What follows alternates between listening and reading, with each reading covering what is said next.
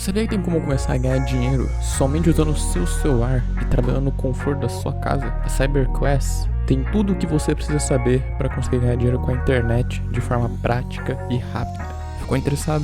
É só clicar no primeiro link da descrição. Antes da gente tirar seus podres e te lotar de pergunta, conta um pouquinho pra gente de quem é o Misha Menezes, de onde você ficou famoso na internet.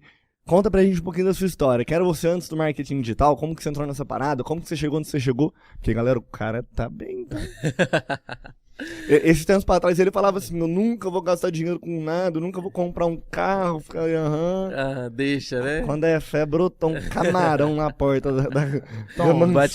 Bate-móvel. Cara, eu sou de Belo Horizonte, né, mineirinho. Você nasceu lá? Nascido e criado em Belo Horizonte. E não troco Minas Gerais por nada, mano. Minas Gerais é bom todo mundo demais. fala. Eu gosto demais. Todo mundo fala isso. Eu gosto demais. Não, a galera que sai de Minas Gerais pra São Paulo, todo mundo volta com depressão, sem cabelo, estressado. Estressado. Nossa, não. E Minas domina o digital, hein? É verdade. Isso É verdade. Então eu comecei, cara, lá atrás. O meu grande objetivo era ser jogador de futebol, porque na minha família, Mentira. te juro, na minha família tem vários jogadores, mas na época que não ganhava dinheiro, né? Você tá falando sério? Tenho vários, todos os meus tios... Dá um exemplo aí. Todos, não, vocês não vão conhecer. Ué, mas fala aí onde ele jogou, pá. Então, o meu tio, que era o Fogosa, meu tio jogou no Corinthians, jogou lá no Galo. No time principal? Jogou no Grêmio. Caraca. Então... Ele era o que, atacante? Não, ele era volante. Então, Ah. todos os meus 3 tios avós, os 3 foram jogadores. Aí passava, um era o Fogosa, aí o outro Fogozinha, não sei o que lá. E quando eu vim falar, não, você vai ser o próximo Fogosa. Mas você era bom de bola assim? Ainda sou, na verdade.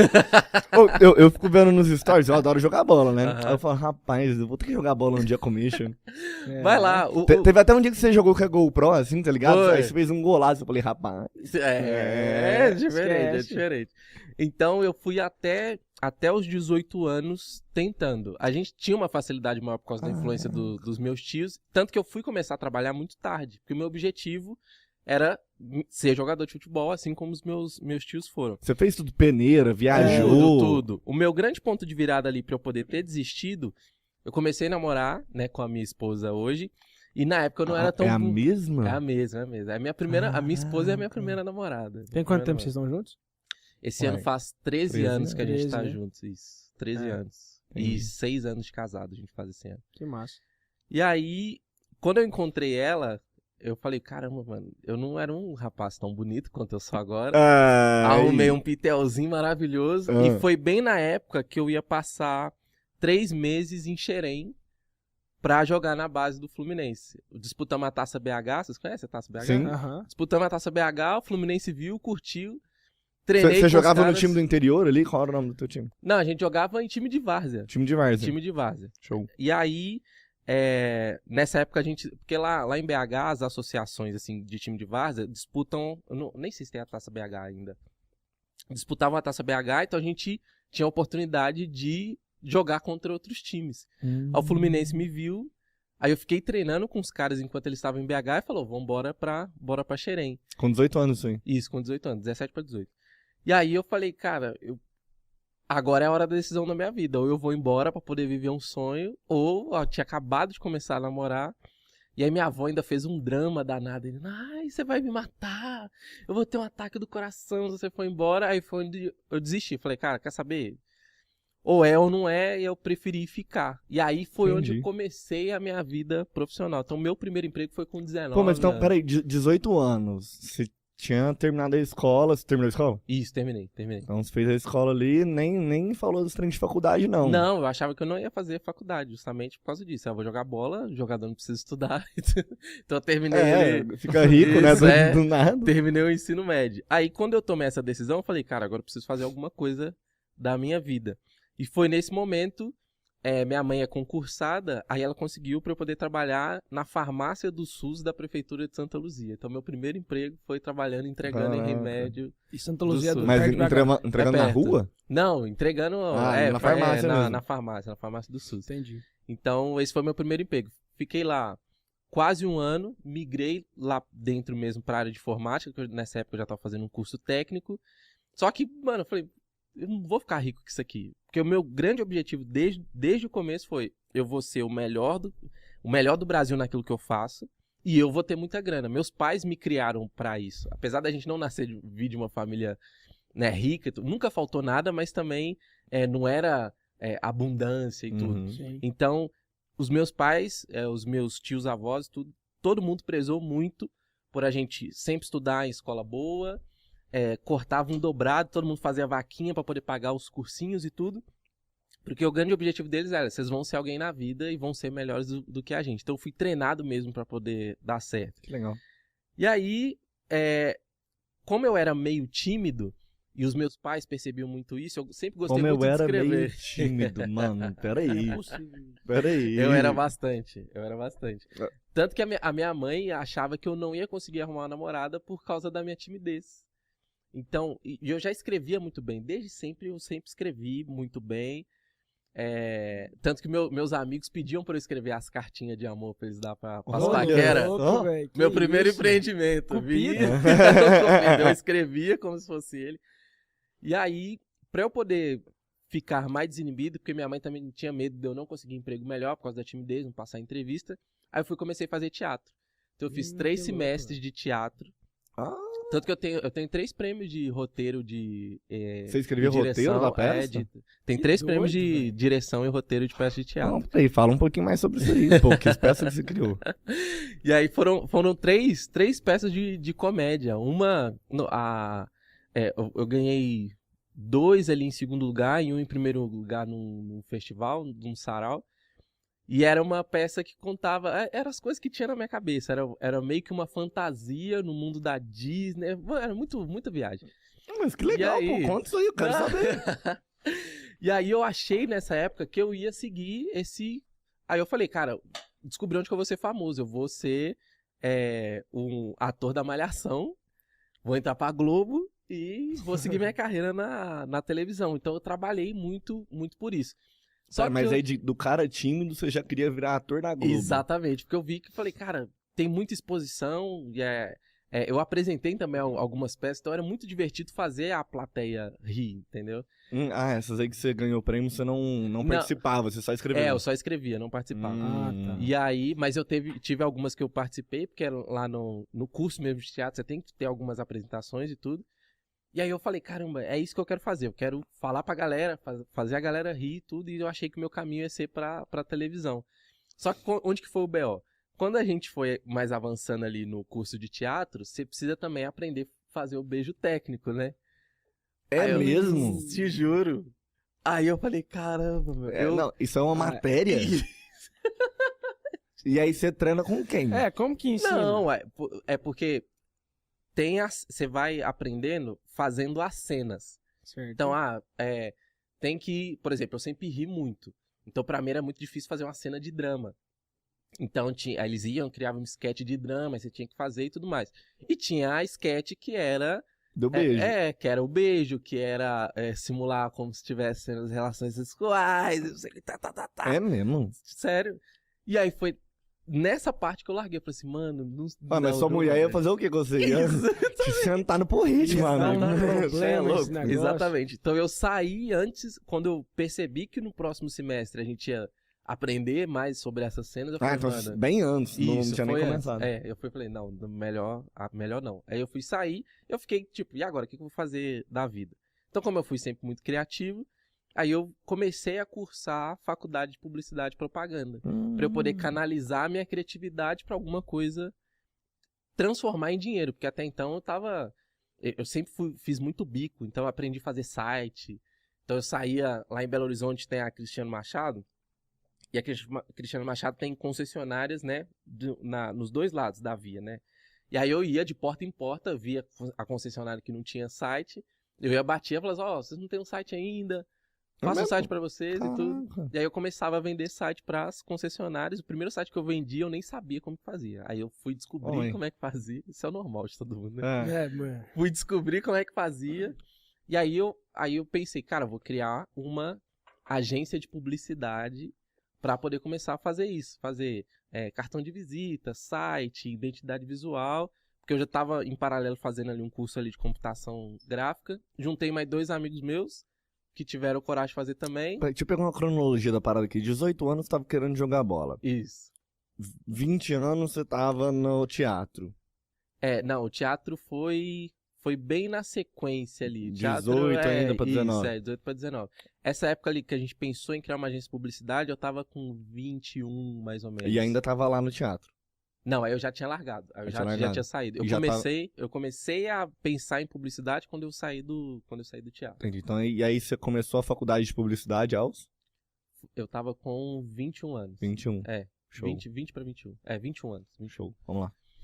E aí, peguei esses 2 amigos meus que sempre estudaram comigo e falei, cara, vamos dominar o mundo, vamos fazer a melhor agência de publicidade desse Brasil. Vocês acreditam? Acredito. Já pensava grande, né, pô? Já era despirocado no negócio. Desde sempre. Só que a gente era muito desorganizado, a gente não sabia vender direito e tudo, e aí não funcionou muito bem.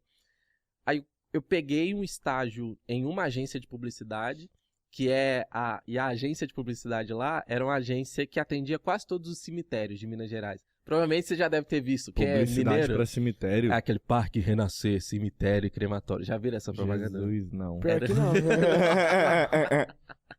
Faz essa voz aí de novo, eu acho. Parque Renascer, cemitério e crematório. Então aí a gente atendia várias funerárias lá. E foi um lugar bem legal, porque eu comecei a escrever jingle pra rádio. Então eu comecei a fazer essas musiquinhas de propaganda, sabe? Uhum. Comecei a escrever jingle. E aí, deixa eu ver se eu lembro. Tu trampou no cemitério, tu trampou lá. Não, é porque a agência de publicidade, ela tinha muitos clientes do cemitério e tinha outros clientes. A Marte Minas foi cliente nosso lá. Aqui tem Marte Minas. Foi cliente nosso lá. Aí você virou o copywriter. Mais ou menos isso. Você virou copywriter. Exato, mas eu nem imaginava que isso existia. E aí eu pensei, caramba, eu vou usar a minha criatividade, esse meu dom mais musical, porque como meus pais são pastores, então a gente vivia meio que itinerante, abrindo igrejas lá pela nossa região. Então sempre chegava, por exemplo, essa igreja é nova, então essa igreja não tem uma pessoa que toca violão. Aí eu ia aprender violão. Então eu sempre tive facilidade com o instrumento desde cedo. Você é multi-instrumentista? Toco quase todos os instrumentos. Sério? Sério. Fala aí. Eu toco violão, guitarra, bateria, contrabaixo, qualquer instrumento de percussão. Caraca. O único instrumento que é o próximo que eu vou aprender agora é teclado. Eu acho que piano... Cara, meu sonho, velho. Eu também toco. Toca também? Toco. De corda eu toco quase todos. Viola, caipira, violão, guitarra, baixo, ukulele. Esses trem tudo eu toco também, mas piano é muito doido. Mas até aqueles de corda você toca? Não, violino? esses não. Violoncelo, violino não. Porque eu não gosto muito do som deles, não. Mas normalmente, instrumentos que normalmente tem em igreja, eu toco todos porque era justamente por causa da necessidade. Show de bola. Então eu juntei a minha criatividade com a parte mais musical e comecei a escrever jingle. Eu falei, cara, achei meu lugar, vai ser isso. Só que aí, nesse meio tempo eu ainda tava namorando, né? E eu já tava meio endividado da vida, porque nesse meio tempo também eu fui tentando um monte de coisa. Tentei ter um portal de futebol pra vender anúncio lá dentro, que deu errado. Mas você metia o louco na parada, hein? Eu já fiz tudo, velho. Porque o meu pai, a minha família, o lado da minha mãe todo mundo concursado, o lado do meu pai todo mundo empreendedor. Só que na nossa família não tinha um empreendedor assim, tipo, de sucesso. Então eu não tinha uma referência.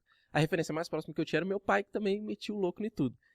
E aí, quando eu comecei a meio que tentar empreender, meu pai falou, enquanto você estiver aqui, tenta tudo que você puder tentar, que se der ruim, pelo menos você tá dentro de casa, eu te ajudo a pagar as contas e tudo mais.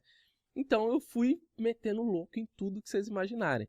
E aí nesse meio tempo, enquanto eu tava ali, nessa época eu ganhava uns R$750 lá na agência de publicidade, só que eu tava preso, eu falei, mano, eu quero empreender, vou aproveitar enquanto eu tô novo. Só que a linha do tempo corre junto com o mozão, né, também. E aí Ela faz o que da vida? Ela estuda, tanta coisa que ela faz. Ela tem 3 faculdades já. Que isso? Ela tem gestão de recursos humanos, e agora ela tá fazendo teologia e psicologia ao mesmo tempo. Que legal. E ela é infoprodutora também. Eu ensinei ela. Ensinei ela. Mas 3 faculdades, né, pô? Dá pra vender muito curso, demais, né? eu falei, você tem muito conhecimento conhecimento pra vender. Aí ensinei, dei um curso pra ela, assiste aí e vai aprender a fazer anúncio. Quero ver ela chegar na agência Pinguim e falar assim, eu quero uma mentoria e me falar 60 mil. Sacanagem. E aí, a gente já tava começando a chegar perto da época de casar, porque a gente tava junto desde os meus 17 anos. E aí, nesse momento, eu já tava muito endividado. Porque quando eu peguei meu primeiro cartão de crédito lá na época lá da prefeitura, eu ganhava, eu acho que R$1.000 e eu tinha um cartão de 2.200 de limite. Aí eu achava, como todo mundo, poxa, A renda tem que é o pagar? limite do cartão, mas exatamente. Esse áudio é ótimo. Exatamente isso. Então eu vinha arrastando uma porrada de dívida. O carro já tava com busca e apreensão. Vixe. Que isso, uma loucura. Já tava mal Eu das era pernas, muito enrolado com... Cara, eu não conseguia viver essa vida financeira saudável. Sei. Então eu tava devendo cartão, o nome Isso aí já com tava quantos sujo. anos? Nessa época eu tava com 22 para 23. Então foi meio que 2 anos ali depois que você entrou na agência, né? Mas eu já tava com meu nome sujo desde a Desde prefeitura. antes. Então desde os 19 anos, eu fui limpar meu nome em 2020. Então Mas fiquei quase 10 anos. Você com tava meu nome devendo sujo. quanto Que essa isso? parada aí? Então, se fosse juntar todas as minhas dívidas, dava quase uns 100 pau, mais ou menos. Porque tinha o carro, tinha o IPVA do carro, tinha o seguro do carro, tinha os cartões, era uma tragédia. E aí? Aí, beleza. Aí eu falei, vou empreender, vou aproveitar que eu tô novo, porque eu acho que eu vou ficar rico empreendendo. Eu tinha um amigo que ele era bem famoso no nicho ali de fotografia. Eu falei, cara, vou ser igual o Rodrigo. Vamos montar uma empresa de fotografia de casamento. Juntei esse mesmo amigo meu, os mesmos dois, eu chamei. Mano, você fez tudo. Isso. Daqui a pouco ele vai falar o seguinte, não, aí depois eu voltei a jogar bola, joguei 1 ano ali no Galo, tá ligado? E depois eu desisti. E depois eu desisti. E aí eu juntei esses mesmos 2 amigos que a gente tinha tentado fazer, falei com os dois, falei, ó, vamos montar uma empresa de fotografia de casamento e tudo.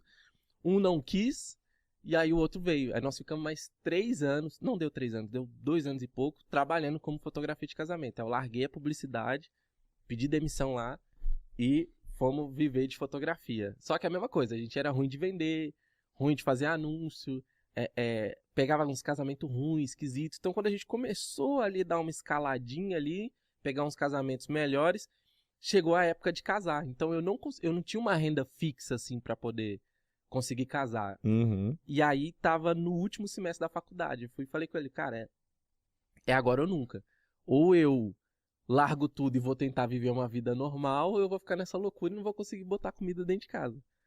E aí a gente desfez a sociedade, ele voltou pro mercado de trabalho também, e eu fui me candidatar para emprego.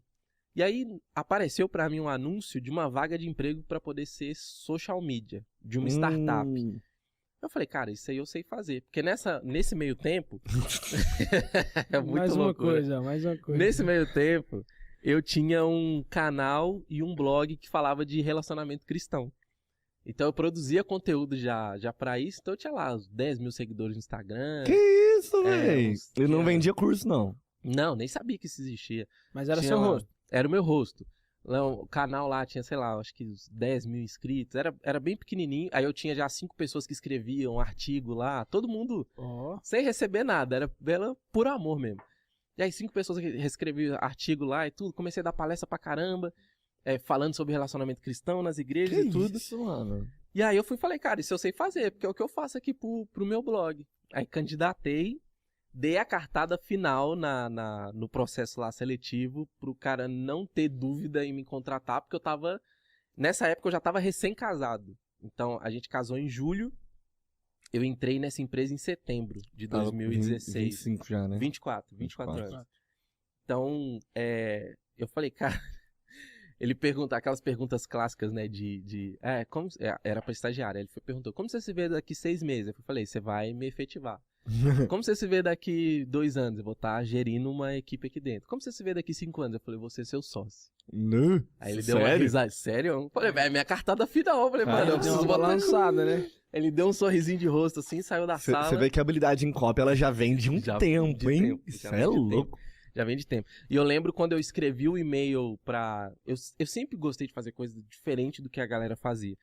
Então quando eu escrevi o e-mail pra poder me candidatar à vaga, eu contei... Foi literalmente uma cópia, eu não sabia que eu tava fazendo a cópia. Eu contei uma história de um astronauta Nossa. que era um viajante, não sei o que lá. E aí eu coloquei, se quer saber o final da história, meu telefone tá aqui embaixo, é só me ligar. E aí a galera me ligou. Que isso, Mano, velho? era a cartada final da minha vida.